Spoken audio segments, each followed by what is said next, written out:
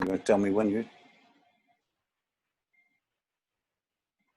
Welcome to Tips and Tricks to Support Your Child When They Are Learning at Home, brought to you by Ohio Ed Techs, part of our Keeping Kids Safe and Healthy Online series of videos. This fall is going to be different. I am Dr. Roger Minier. You may reach me at Minier, M-I-N-I-E-R, at NWOET.org. And I'll spend the next 15 or 20 minutes sharing with you some of the things that we've learned about how to help your child when they're learning at home. We know that students are going to be in class face-to-face some days in most districts, or at least we hope they will be. But we also know that they're going to be home some days. Children have always learned at home in a process we've called homework.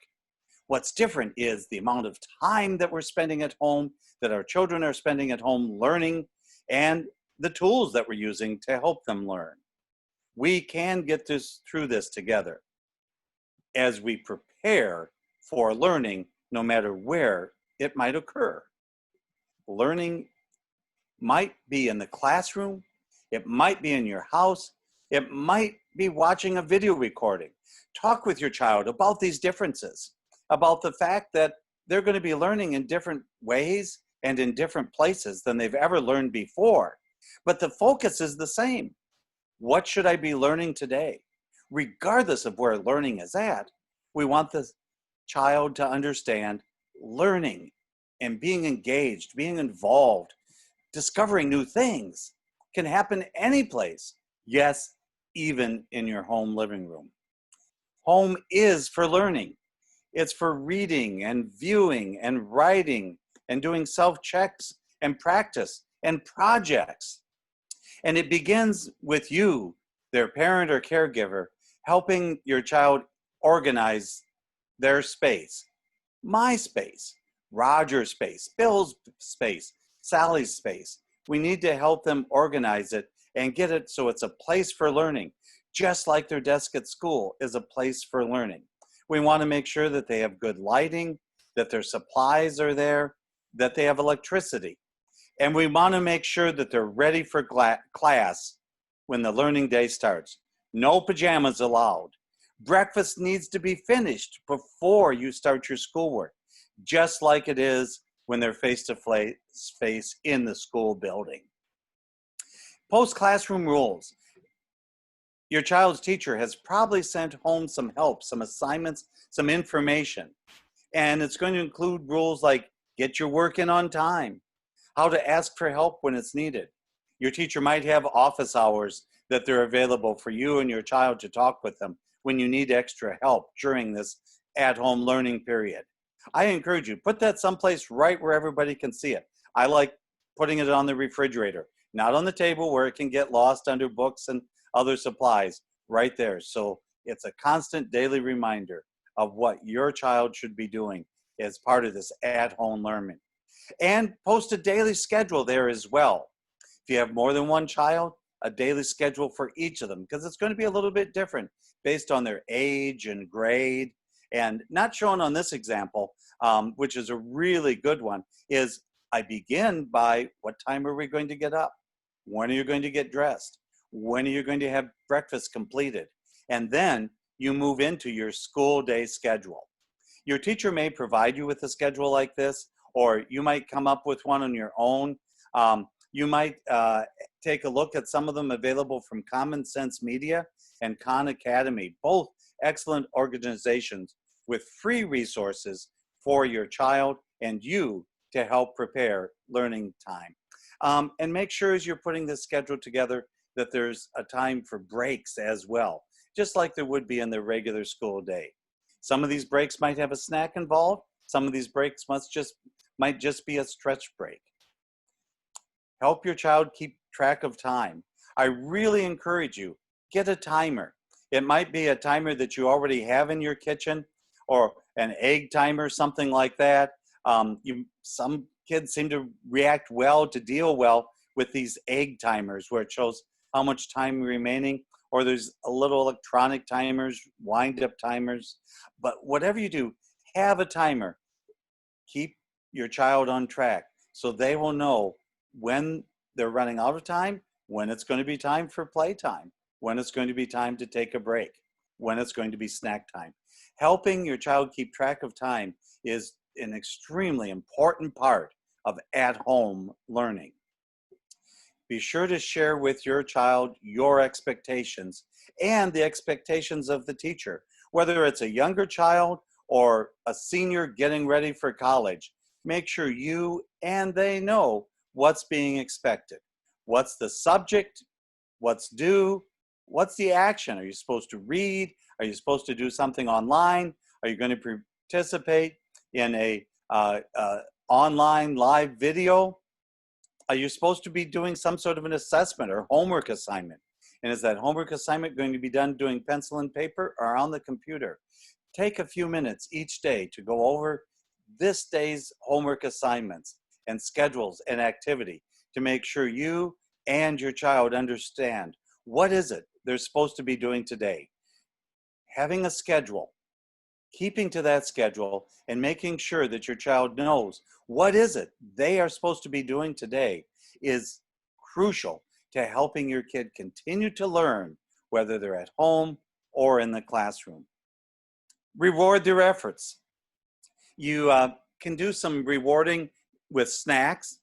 All students and adults too, for that matter, can benefit from a snack break. So you might have 1 or 2, maybe even 3 very small snacks spaced out throughout the morning. You know, a short little snack every hour. Maybe one is a beverage. It might be milk. It might be ice water. It might be a low-calorie beverage. You know, something that the child likes and is healthy, contributes to their well-being. It might be something that they're going to munch on, like apples or cheese. And it's okay to use some candy too from time to time. Use small little candies though. You know, 2 or 3 M&Ms in a Ziploc bag. It can be just as rewarding as an entire candy bar. And think about some of the creative ways that you can have creative tools be a reward. You might not want to give the entire box of 64 crayons at one time. As your child successfully completes tasks, maybe they get an additional color. Maybe you start with 8 basic colors, but each day they can earn a new color, or maybe 2 new colors that can be added. And you may want to look at some toys. Dollar stores have really inexpensive toys where you can get 3 or 4 or 5 or 6 little gadgets, if you will, for just $1 or $2. And you can, again, put these in a plastic bag. You can even label the bag. If you get your work done by 10 o'clock, here's this bag. Here's a special toy, or pull a toy out of the toy box, however you might want to handle that. And if you can, arrange for some of these rewards during the day to be get up and move around. You know, 5 minutes to walk around the house, inside, 5 minutes or 10 minutes to go outside. You might even want a mid-morning, 15-minute playground break, whether it's with devices, swings, whatever toys you might have in the house or outside. But remember, this is a break. We need to get back to learning, and we have to help our students know, our children know, that yes, there's going to be time for fun, time for snacks, but we have to complete all of the learning activities scheduled for today. And toward the middle of the day or at the end of the day, reward them with your time. It doesn't have to be long. And this works for kiddos of all ages, from preschoolers to teenagers. They all appreciate a few minutes of your time. Just 5 minutes is enough to make a difference. For younger kids, you might want to do some backyard play or in the house play, make a tent out of a sheet, read a book to them. For your older students, just take some time to talk. Find out what's important in their lives, what's going on. And these examples here at the bottom of your screen, you see some of the places that have great ideas on how to help share time with your child to make learning and living more rewarding and enjoyable for everybody. The pirate ship that came from scholastic.com, they have a few free resources and some very good inexpensive resources available for the entire family. The importance of pretend play. you might want to read a book from InfoHio or some of the books available from Common Sense Media and other free online resources as well. At the end of this presentation, I'll give you a website where you can go to find all of the resources that I mentioned, as well as many more ideas and tools to help you and your child, regardless of their age, enjoy and even thrive in this at-home learning time. I want to talk a little bit about one of the most troubling, frustrating, and rewarding parts of at-home learning, and that's video instruction. When your students are participating at home in live video instruction, that's a great opportunity. It connects them with their teachers and classmates. You want to take advantage of this opportunity, and you want to make sure that your child understands this is a time for learning. It's not a time for wandering away from the computer. It's not a time to run to the bathroom and get a snack. Generally, most teachers keep these video classes, the live video classes, fairly short. Certainly no longer than a regular class period or an instructional time would be in the classroom. So yes, Jimmy, Sally, Bob, you can sit there in front of the computer for that 15, 20, 30, 45 minutes of that live class, just like you would in the classroom. Make sure they have a comfortable chair to sit in. This isn't the time to be on the bed or laying on the ground. We want the student to understand this is a time for learning. I want you to be prepared for learning at your learning space and connect by video. A lot of times instruction is being required or being provided, offered by video recording. These are great opportunities for you and your child to learn and review the learning. If you're not quite sure what happened or what the concept was, certainly rewind a little bit, go back in the video and watch it over again. Watching recorded videos, if those are being provided by your school, by your teacher, and almost all schools are using recording videos as part of their instruction. Even homes with no internet can watch recorded videos. They can be downloaded when internet is available and watched later. You want to make sure that your daily schedule includes time to watch those recordings. Part of the daily schedule is video, whether it's live video or recorded video. You want that to be part of your scheduled time. And tips for learning. Better hearing makes better learning. I'm going to say that again. Better hearing equals better learning. Children are often distracted by noises around the home, whether it's barking dogs, meowing cats, what other children who are in the home might be learning at the same time. So you certainly want to have a pair of earbuds with a microphone available so your child can listen to videos, whether it's a live video from your teacher or a recorded video. They can put those earbuds in, tune out the rest of the world, and focus on the learning that's going on. Some children really benefit from a headset. That helps further emphasize this is learning time. Headsets with microphones like the one you see here are available for under $12, but wait, don't go run and buy one. If your child has an Xbox or any of the video games, chances are very good that those have a headphone with microphone already in them, and it will probably work with your computer. If you're not sure, ask your teacher and they can help put you in touch either directly or through the district technology coordinator and other individuals. You know, they can help make sure that you're getting the right microphone and headset to work with your laptop, Chromebook. And yes, even if you're using a cell phone, a headset is a good idea. It helps to improve hearing. It helps avoid distracting outside noises. It will help improve your child's opportunity to learn and succeed in this at-home learning environment. Of all the things I'm sharing here, there are two really big key points. One of which is provide a schedule and a timer that will help your child stay to that schedule regardless of their age. I keep using the term child. This applies to teenagers and young adults as well as it does to the pre-K and K student. And make sure that they're able to hear when instruction is provided by video.